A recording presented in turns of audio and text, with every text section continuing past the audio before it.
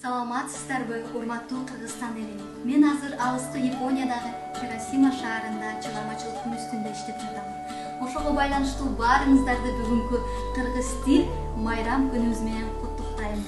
Дүйнөдөгү эң байыркы кыргыз тили менин эне тилим экендигине сыйынтам. Тили жаралып көкө теңир таңына, адамзаттын төлөтү